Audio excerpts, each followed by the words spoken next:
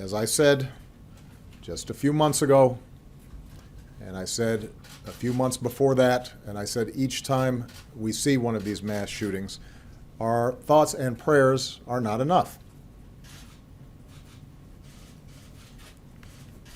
It's not enough. It does not capture the heartache and grief and anger that we should feel. And it does nothing to prevent this carnage from being inflicted someplace else in America. Next week, or a couple of months from now. We don't yet know why this individual did what he did. And it's fair to say that anybody who does this has a sickness in their minds, regardless of what they think their motivations may be. But we are not the only country on earth that has people with mental illnesses or want to do harm to other people. We are the only advanced country on earth that sees these kinds of mass shootings every few months.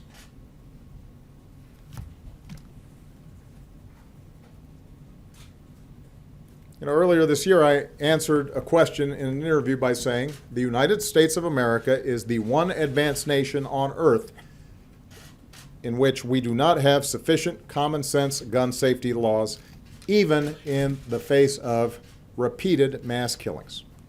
And later that day, there was a mass shooting at a movie theater in Lafayette, Louisiana. That day. Somehow this has become routine. The reporting is routine. My response here at this podium ends up being routine. The conversation in the aftermath of it, we've become numb to this. We talked about this after Columbine and Blacksburg, after Tucson, after Newtown, after Aurora, after Charleston.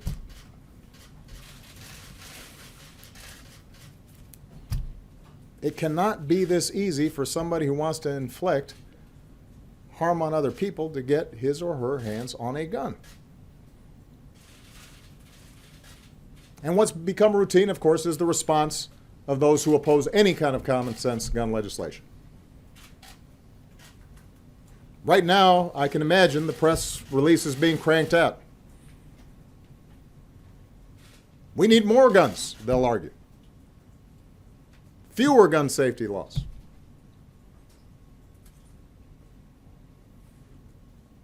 Does anybody really believe that?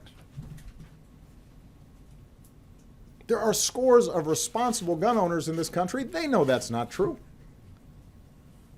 We know because of the polling that says the majority of Americans understand we should be changing these laws, including the majority of responsible, law-abiding gun owners. There is a gun for roughly every man, woman, and child in America.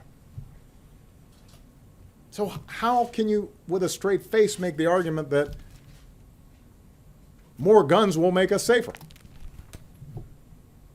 We know that states with the most gun laws tend to have the fewest gun deaths. So the notion that gun laws don't work or just will make it harder for law-abiding citizens and criminals will still get their guns, it's not borne out by the evidence. We know that other countries, in response to one mass shooting, have been able to craft laws that almost eliminate mass shootings. Friends of ours, allies of ours, Great Britain, Australia, countries like ours. So we know there are ways to prevent it. And of course, what's also routine is that somebody somewhere will comment and say, Obama politicized this issue. Well, this is something we should politicize. It is relevant to our common life together, to the body politic. I would ask news organizations, because I won't put these facts forward, have news organizations tally up the number of Americans who've been killed through terrorist attacks over the last decade and the number of Americans who've been killed by gun violence. And post those side by side on your news reports. This won't be information coming from me, it will be coming from you. We spend over $1 trillion and pass countless laws and devote entire agencies to preventing terrorist attacks on our soil, and rightfully so. And yet, we have a Congress that explicitly blocks us from even collecting data on how we could potentially reduce gun deaths. How can that be?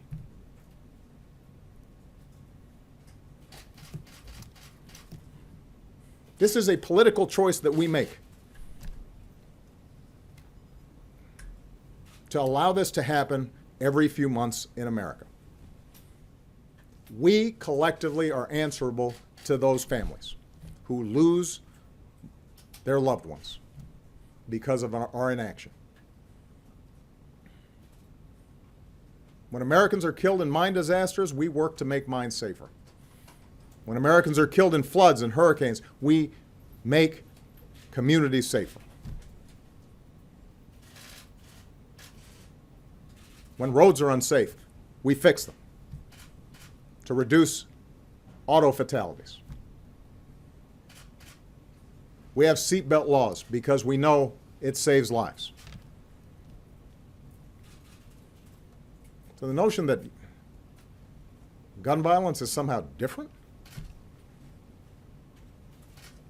that our freedom and our Constitution prohibits any modest regulation of how we use a deadly weapon,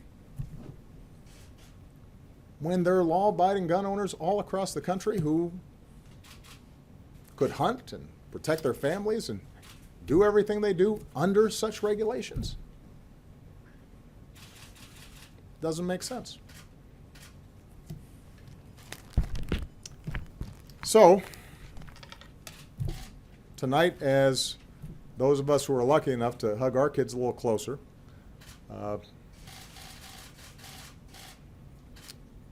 are thinking about the families who aren't so fortunate, I'd ask the American people to think about how they can get our government to change these laws and to save lives and to let young people grow up. And that will require a change of politics on this issue.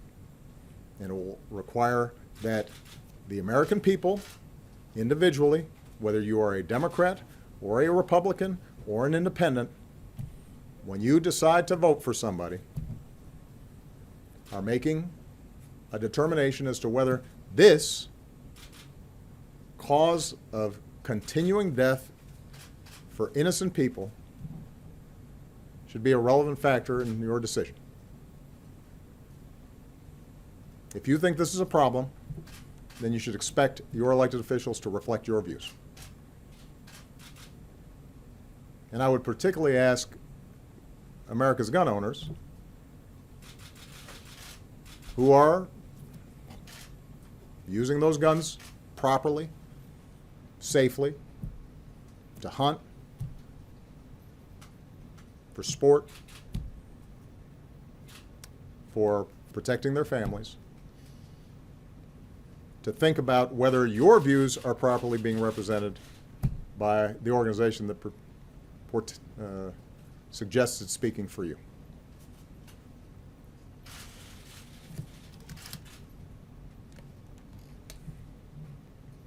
And each time this happens, I'm going to bring this up.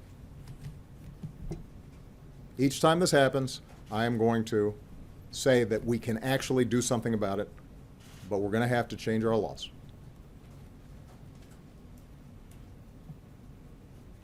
And this is not something I can do by myself.